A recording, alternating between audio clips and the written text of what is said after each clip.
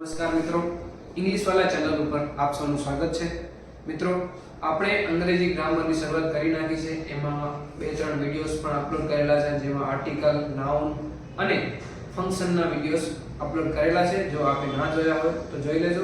મિત્રો, આજે આપણે અંગ્રેજી ગ્રામરની અંદર કન્જક્શન્સની શરૂઆત કરીશું. હવે મિત્રો, કન્જક્શન્સ એટલે શું? સૌપ્રથમ તો આપણે એનો સ્પેલિંગ યાદ રાખવો જોઈએ. કન્જક્શનનું સ્પેલિંગ આ છે, કંજંક્શન. ઘણું ઇમ્પોર્ટન્ટ, બહુ જ ઇમ્પોર્ટન્ટ સ્પેલિંગ પણ પૂછાઈ શકે નાના ધોરણના વિદ્યાર્થીઓ માટે. આમ તો પછી આના જે ભાગ છે, જે કન્જક્શનના પ્રકારો, એ આપણને કોમ્પિટિટિવ પરીક્ષામાં પણ પૂછાય છે. દરેકનું આપણે એક ઉદાહરણ સમજીશું, બહુ સરળતાથી સમજાઈ જશે. મિત્રો, કન્જક્શન્સ એટલે શું? કન્જક્શન એટલે કે આપણે એને કહીએ ગુજરાતીમાં શું કહીએ, સંયોજક. બરાબર? અહીં સંયોજકનું કામ શું હોય? બે વાક્ય આપેલા હોય, એ બે વાક્યને, એ અલગ અલગ વાક્યોને જોડવાનું કામ સંયોજક કરે છે. આ આપેલા સંયોજકોનું કેવી રીતે, કયા સમયે કયો સંયોજકનો ઉપયોગ થાય એને આપણે સમજીએ. જેમ કે એન્ડ છે, બરાબર? એન્ડ એટલે શું થાય? અને. હવે બે વાક્ય હોય, બંને વાક્ય પોઝિટિવ વાક્ય હોય, ત્યારે આપણને એન્ડ યુઝ કરવાનો. હવે પોઝિટિવ વાક્ય એટલે શું સમજાવો. જેમ કે એક વાક્ય છે કે રાજ buys a laptop. આ એક વાક્ય છે, બરાબર છે? બીજો વાક્ય છે મનીષ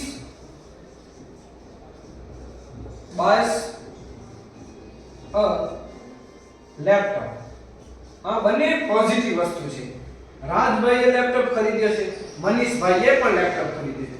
બરાબર? આ બંનેને આપણે જ્યારે ટૂંકમાં કહેશું ત્યારે કેવી રીતના કહીએ કે Raj and Manish buy a laptop. મિત્રો, આવી રીતે આપણે એન્ડ નો યુઝ કરી આપણે બે વાક્યોને જોડી શકીએ. બીજી વસ્તુ તમે એવું લખી શકો કે he writing a letter and book.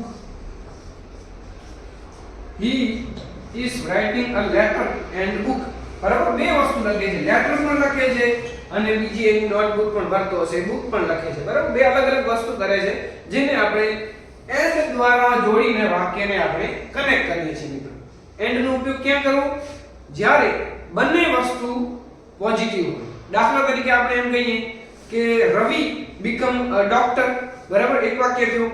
અને બીજો વાક્ય આપણે કહીએ કે સંજય બીકમ એન એન્જિનિયર. તો આપણે એને બે વાક્યને કેવી રીતે કહીએ કે Ravi become a doctor and Sanjay become an engineer. And દ્વારા આપણે બે વાક્યોને જોડી દઈએ, કારણ કે બંને વાક્ય પોઝિટિવ છે. ટૂંકમાં યાદ રાખવાનું આ બાબત છે. એન્ડ એટલે અને, અને આને દ્વારા આપણે બે વાક્યને જોડી શકીએ. હવે બીજો છે બટ યેટ સ્ટીલ. હવે મિત્રો જો આ ત્રણેયને આપણે ભેગા શું કામ લખ્યા છે? કારણ કે ત્રણેયનો મતલબ એક જ. બરાબર? બટ એટલે પણ, યેટ એટલે છતાં, સ્ટીલ એટલે છતાં. મતલબ એક એટલે કયા સંદર્ભમાં? કે ત્રણેય વિરોધાભાસ દર્શાવે છે. પહેલો વાક્ય નેગેટિવ હોય, બીજો વાક્ય પોઝિટિવ હોય, અથવા પહેલો વાક્ય પોઝિટિવ હોય, બીજો વાક્ય નેગેટિવ હોય. એને આ બે વાક્યોની વચ્ચે આ ત્રણેય કન્જક્શન યુઝ થાય. નેગેટિવ પોઝિટિવ આમાં આપણે મૂંઝાઈ જઈએ. એના કરતા ઉદાહરણ હોય તો સરળતાથી સમજીએ. જેમ કે આપણે એમ કહીએ કે આઈ પ્લે ક્રિકેટ. આ પહેલો વાક્ય છે, બરાબર? I don't like it. આ બે વાક્ય છે, બરાબર? આઈ પ્લે ક્રિકેટ આ પોઝિટિવ વાક્ય છે કે હું ક્રિકેટ રમું છું. આ નેગેટિવ વાક્ય છે, આઈ ડોન્ટ લાઈક ઇટ. બરાબર? આ નેગેટિવ વાક્ય છે. હવે આ બંનેને આપણે જોડીએ તો આપણે વચ્ચે બટ લખીએ. બરાબર? કે I play cricket but I don't like it. હું ક્રિકેટ રમું છું પણ મને તે ગમતી નથી. પણ બટ એટલે પણ, યેટ એટલે છતાં. હવે આપણે પણ ની જગ્યાએ એમ કહીએ કે યેટ. બરાબર? તો આખું વાક્ય શું થશે? આઈ પ્લે ક્રિકેટ, હું ક્રિકેટ રમું છું. યet છતાં આઈ ડોન્ટ લાઈક ઇટ, છતાં મને તે ગમતી નથી. સમજાણું? યet એટલે છતાં, વિરોધાભાસ દર્શાવે છે. આ પણ અહીં વચ્ચે આવે, યુઝ કરવાનું. આ ધ છે એ પણ વિરોધાભાસ દર્શાવે છે, પણ એને યુઝ કરવાનું સ્થાન અલગ છે. જ્યારે આ ચારેય વિકલ્પમાં આપેલા હોય અને ખાલી જગ્યા જ્યારે પ્રથમ હોય ત્યારે ધ યુઝ કરવાનું. જેમ કે he is failed,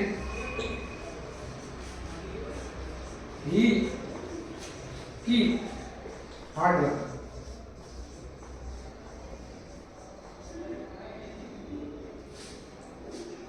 હવે જો અહીં ખાલી જગ્યા ક્યાંથી? અહીંથી શરૂ થાય છે. he keep doing hard work. બરાબર? હવે જો અહીં ખાલી જગ્યા ક્યાંથી? શરૂઆતથી થાય છે. હવે અહીં આપણે ધ લખીએ. ધ એટલે પણ છતાં થાય કે he is failed, તે નિષ્ફળ છે, છતાં he is keep doing hard work, તે છતાં તે મહેનત કરી રહ્યો છે.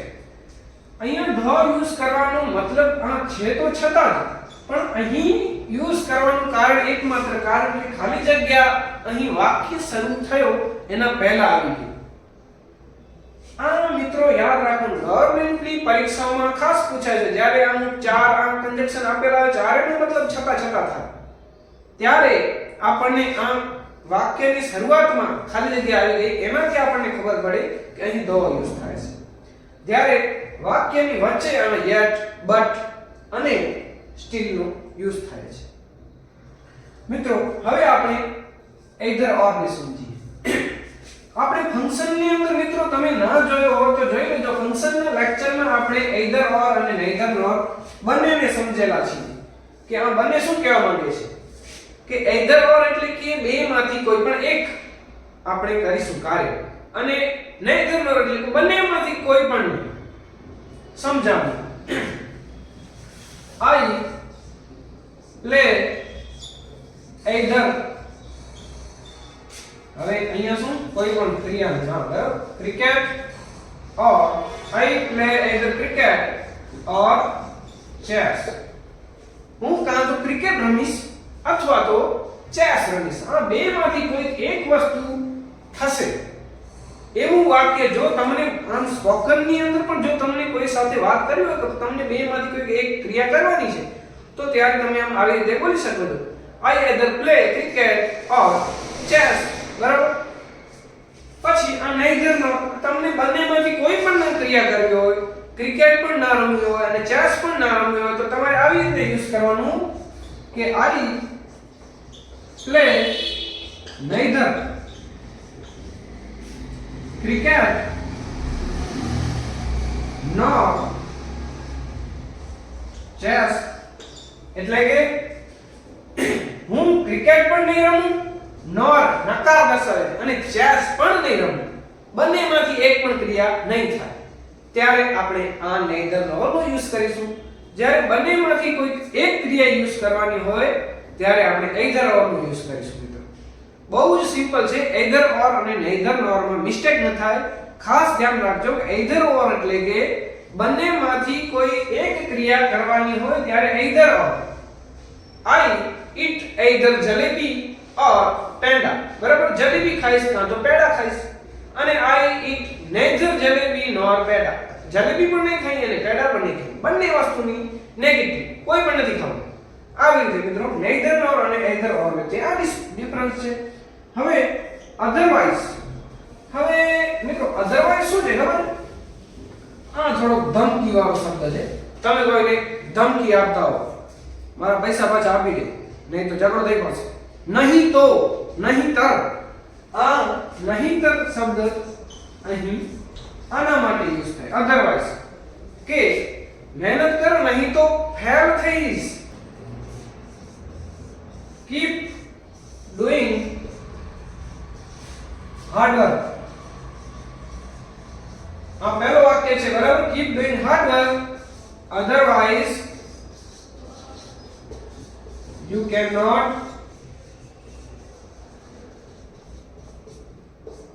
pass.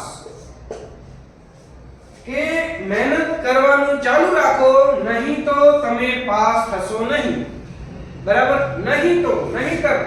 આ ધમકી આપતો શબ્દ અધરવાઇઝ અહીંયા યુઝ થાય. give me my money otherwise I will complain in the police. કે મારા પૈસા પાછા આપી દો, નહીંતર હું પોલીસમાં કમ્પ્લેન કરી નાખીશ. અધરવાઇઝ અહીં યુઝ થાય. પછીનો મિત્રો શું છે? સો એટલે કે એટલા માટે. તમે કોઈ ક્રિયા કરી અને તમે એ હેતુ શું કામ એ જ્યારે દર્શાવતો હોય ત્યારે અહીં સો નો યુઝ થાય છે. હવે જુઓ મિત્રો, સો નો ઉદાહરણ આપણે સમજીએ.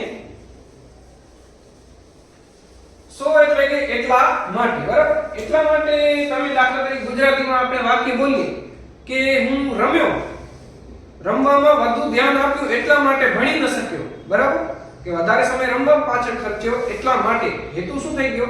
અહીં રમવાનું વધુ ધ્યાન ગયું એટલા માટે એ ભણી ન શક્યો. અથવા તો એમ કે હું ઘરનો મોટો છોકરો થયો એટલે પાછળ જવાબદારી આવવાના લીધે ભણી ન શક્યા. એટલા માટે ટૂંકમાં આપણે 100 ઉપર ધ્યાન રાખવાનું કે 100 એટલે એટલા માટે. આપણે આ ભાવના લાગણીઓમાં નહીં જવાનું. આ ઘરના મોટા છોકરા આપણે થઈએ, બધા થઈએ. બરાબર, આવા લાગણી તરફ જશું તો આપણે આ રહી જશે. હમણાં આપણે આમાં ધ્યાન રાખવાનું કે 100 ને આપણે કેવી રીતે સમજી શકીએ કે he keeps watching phone. બરાબર, આ એક વાક્ય થયો કે એ ફોન જોવાનું એને ચાલુ જ રાખ્યું એટલા માટે. so his eyes got damaged. થઈ ગયું નુકસાન મિત્રો. ફોન જોવાનું ચાલુ જ રાખ્યું એટલા માટે એની આંખોમાં નુકસાન થયું. he keeps play PUBG so he fell in the exam. PUBG માં રમતો પડ્યો છોકરો એટલા માટે એ ભણવામાં ફેલ થયો, પરીક્ષામાં ફેલ થયો. સો એટલે એટલા માટે. બરાબર મિત્રો, અહીં હવે that એટલે કે અથવા તે આ બંને યુઝ થાય. that ને આપણે મોટા ભાગે ઇનડાયરેક્ટ સ્પીચ ની અંદર યુઝ કરીએ છીએ મિત્રો. ઇનડાયરેક્ટ સ્પીચ નો વિડિયો પણ આવશે, આપણે આગળ જતા બધા શીખીશું. હમણાં that ઉપર ફોકસ કરીએ કે તમે એવું કહો કે કાંઈ પણ ક્રિયા તમે બોલો છો એ શું બોલો છો. જેમ કે એક વાક્ય છે કે રવિ said that I will be doctor. આ એક વાક્ય છે કે રવિએ કીધું કે હું ડોક્ટર બનીશ.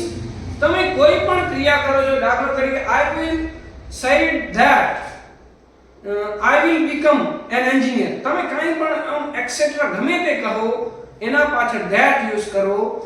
દાખલા તરીકે આપણે કોઈને પ્રશ્ન પૂછીએ, he asked me that where is your home. તમારું ઘર ક્યાં છે? એણે મને એ પૂછ્યું કે જે આવે છે એ શબ્દ that છે. હવે મિત્રો ફંક્શન કંજક્શન ની અંદર બીજા ઘણા બધા કંજક્શન છે, જેમ કે because છે, because એટલે કારણ કે, what, where, why, આ બધા પણ એક કંજક્શન ના ભાગ જ છે, જે મિત્રો આપણે આવતા લેક્ચરમાં શીખીશું. આ લેક્ચરમાં આટલે આપણે સમજ્યા. જો આપને કોઈ પણ પ્રશ્ન હોય તો આપ કમેન્ટ કરી શકો છો. આપણે નેક્સ્ટ લેક્ચરમાં તમારા કમેન્ટને પણ કવર કરી લેશું. Thank you very much.